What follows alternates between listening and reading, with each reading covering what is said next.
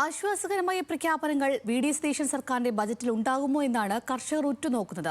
നെല്ല് സംഭരണത്തിൽ അപാകതയും കൊടുക്കുന്ന നെല്ലിന് സമയബന്ധിതമായി പണം ലഭിക്കാത്തതും കഴിഞ്ഞ കാലങ്ങളിൽ ആലപ്പുഴയിലെ കർഷകരെ കുറച്ചൊന്നുമല്ല വലച്ചത്.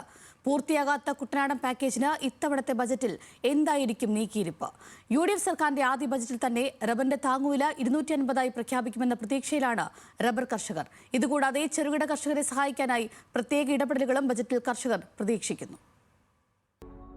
That on the first day of the new government, the price will be 250 and then it will go up to 300. തെരഞ്ഞെടുപ്പ് കാലത്ത് രാഹുൽ ഗാന്ധി പറഞ്ഞതുപോലെ യു.ഡി.എഫിന്റെ ആദ്യ മന്ത്രിസഭാ യോഗത്തിൽ തീരുമാനമുണ്ടായില്ല. എന്നാൽ വി.ഡി. സതീശൻ സർക്കാരിന്റെ ആദ്യ ബജറ്റിൽ റബ്ബർ കർഷകർക്ക് അനുകൂലമായ തീരുമാനമുണ്ടാകുമെന്നാണ് വിശ്വാസം.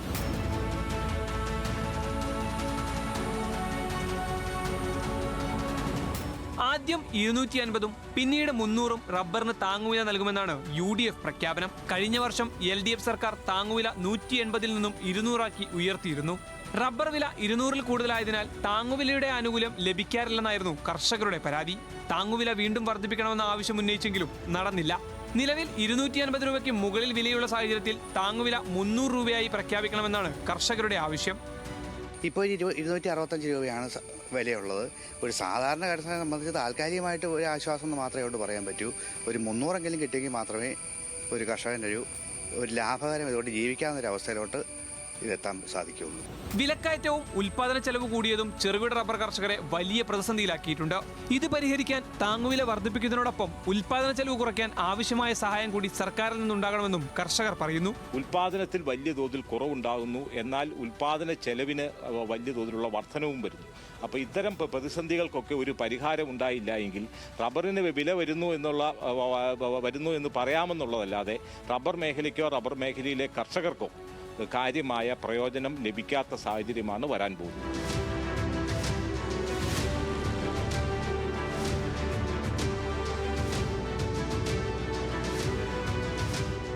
മടവീഴ്ചയും വിതച്ചാൽ മുളയ്ക്കാത്ത വിത്ത് നൽകുന്നതും കർഷകരിൽ നിന്ന് സംഭരിക്കുന്ന നെല്ലിന് കൃത്യമായ വില നൽകാത്തതും വർഷങ്ങളായി കുട്ടനാട്ടിലെ കർഷകർ അനുഭവിക്കുന്ന പ്രശ്നങ്ങളാണ്.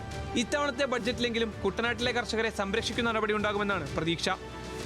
ഇനി അടുത്ത അവതരിപ്പിക്കപ്പെടുന്ന ബഡ്ജറ്റിൽ മുഖ്യമന്ത്രി അവതരിപ്പിക്കാൻ കുട്ടനാടൻ കാർഷിക മേഖലയ്ക്ക് സമഗ്രമായ ഒരു മാറ്റം ഉണ്ടാകും. അടിസ്ഥാനപരമായ മാറ്റം. ഒന്ന്, ഈ കർഷകരുടെ നെല്ല് തൂക്കി കൊണ്ടുപോയി കഴിഞ്ഞാൽ ഉടനെ ഫണ്ട് കൊടുക്കാനുള്ള ഒരു സംവിധാനം അവരുണ്ടാക്കും. അതുകൊണ്ട് കുട്ടനാടിൻ്റെ കർഷകർക്കും കർഷക തൊഴിലാളികൾക്കും യോജിച്ച അതുപോലെ സാമൂഹികമായ ഒരു ബഡ്ജറ്റായിരിക്കും അവതരിപ്പിക്കുമ്പോൾ. എന്നാൽ പുതിയ സർക്കാർ ഭൂപരിഷ്കരണ നിയമത്തിലടക്കം മാറ്റം വരുത്തുമോ എന്ന ആശങ്കയും ചിലർക്കുണ്ട്. ഇതൊരു പക്ഷേ തണ്ണീർത്തട സംരക്ഷണ നിയമത്തെ പോലും അട്ടിമറിച്ചേക്കുമെന്നും കർഷക തൊഴിലാളികൾ പറയുന്നു. ഭൂപരിഷ്കരണ നിയമത്തിൽ മാറ്റം വരുമ്പോഴത്തേക്ക് ആ മാറ്റങ്ങൾ എത്തരത്തിലായിരിക്കും? ഇനി നെൽവയൽ നീർത്തട സംരക്ഷണ നിയമത്തെ തന്നെ പൊളിച്ചെഴുതാനാണ് ഉദ്ദേശിക്കുന്നത്. നെൽവയൽ നീർത്തട സംരക്ഷണ നിയമം വന്നുകൊണ്ടാണ് കുറേയെങ്കിലും കാർഷിക മേഖലയിലുള്ള ഭൂമി നമുക്ക് നിലനിർത്താൻ കഴിഞ്ഞത്.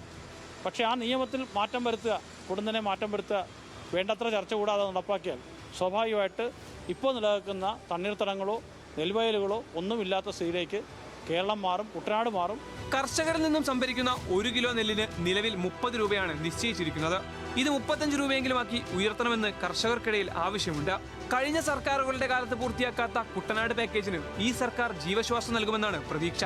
ഇതര സംസ്ഥാനങ്ങളിൽ നിന്നും കൊണ്ടുവരുന്ന നെൽവിത്തിന് ഗുണനിലവാരമില്ലെന്നും ഇതിന് പകരമായി കുട്ടനാട്ടിൽ തന്നെ നെൽവിത്തുകൾ ഉൽപ്പാദിപ്പിക്കണമെന്നും കർഷകർ പലതവണയായി ആവശ്യപ്പെടുന്നു. ആലപ്പുഴയിലെയും കോട്ടയത്തെയും കർഷകർക്ക് നെല്ലും റബ്ബറും വെറും കാർഷിക വിളകൾ മാത്രമല്ല, അവരുടെ ജീവിതത്തിന് തന്നെ പര്യായമാണ്.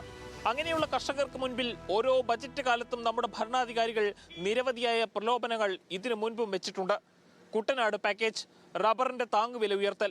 പക്ഷേ എന്തുണ്ടായി? എന്ത് മെച്ചമുണ്ടായെങ്കിൽ തന്നെ ഓരോ കർഷകനും തങ്ങളുടെ റബ്ബർ തോട്ടങ്ങൾ വെട്ടി നിരത്തേണ്ടി വരുമായിരുന്നില്ല. നെൽകൃഷി പാടെ ഉപേക്ഷിക്കേണ്ടി വരുമായിരുന്നില്ല. ഈ ബജറ്റിലെങ്കിലും പുതിയ മാറ്റങ്ങൾ ഉണ്ടാകട്ടെ.